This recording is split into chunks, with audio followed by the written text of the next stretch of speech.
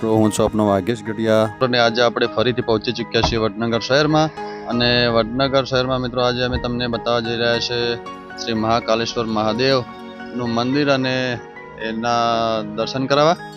તો મિત્રો, આ મહાકાલેશ્વર મહાદેવનું મંદિર તાનારીરી ગાર્ડનમાં જતા જ પહેલા રસ્તામાં આવે છે. બહુ જ સુંદર અને સરસ આ મંદિર છે.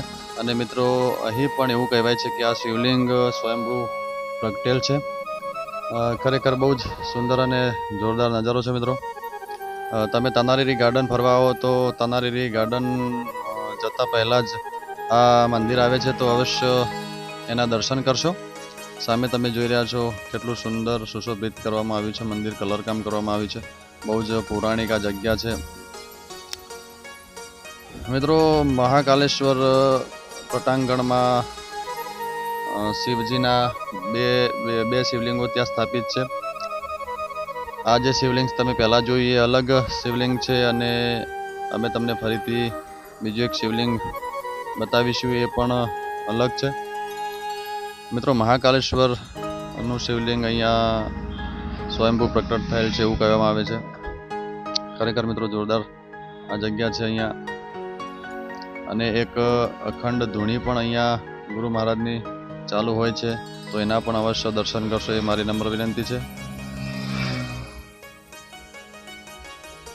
મિત્રો. ખરેખર બહુ જ સુંદર જગ્યા છે અહીંયા બેસવાની, આરામ કરવાની બહુ જ સુંદર જગ્યા છે. ખરેખર અહીંયા આવીએ તો ઘણીવાર આપણા મનને શાંતિ મળે એવી આ જગ્યા છે મિત્રો.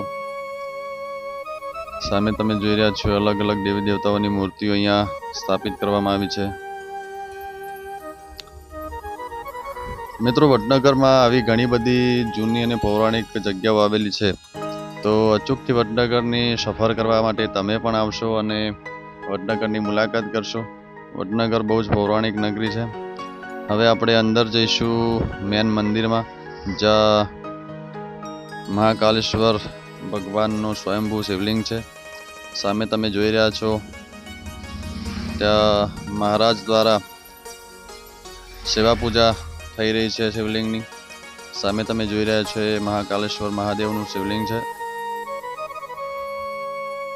ખરેખર સુંદર નજારો છે મિત્રો.